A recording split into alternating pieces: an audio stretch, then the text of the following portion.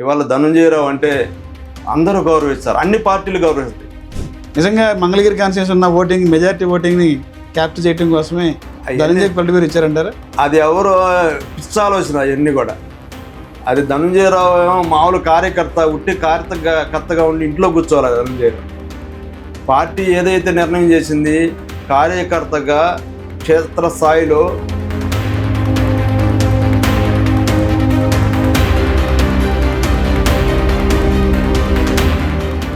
అంటే పార్టీ మీ అధిష్టానం మీ యొక్క మీ వ్యవహార శైలిని, మీ పనిని గుర్తించి ఈ రోజున మీకు ఒక పదవి ఇచ్చింది, పొలిట్ బ్యూరో అని. మీ వ్యవహార శైలి గురించి ఏం చెప్తారు? అది ఒక బాధ్యతగా తీసుకున్నాను నేను. ఇక్కడ ఉన్నటువంటి చేనేత ప్రజలతో ఉన్నటువంటి సంబంధాలు.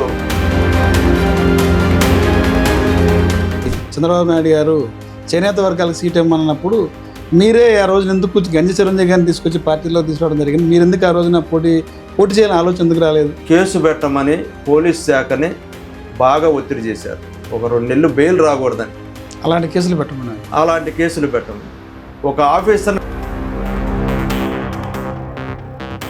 అటువంటి పరిస్థితి.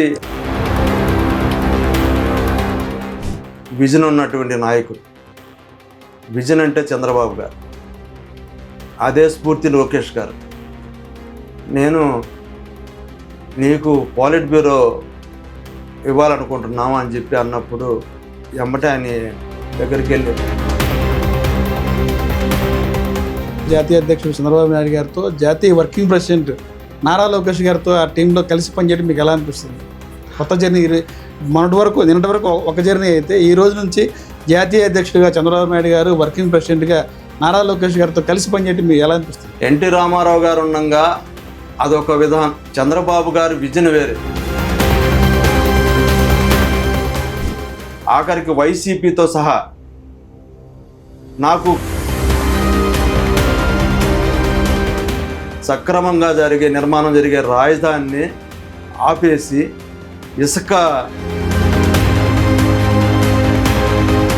ఉన్న ఇండస్ట్రీస్లో అన్నీ కూడా మొత్తాన్ని భయపెట్టి వాళ్ళని ఇక్కడి నుంచి పారిపోయేట్టు చేసి ఇతన రాజకీయ నాయకుడు. భవిష్యత్తులో నారా లోకేష్ గారిని సీఎం అభ్యర్థి అనుకోవచ్చు అంటారు? భవిష్యత్తు ముఖ్యమంత్రి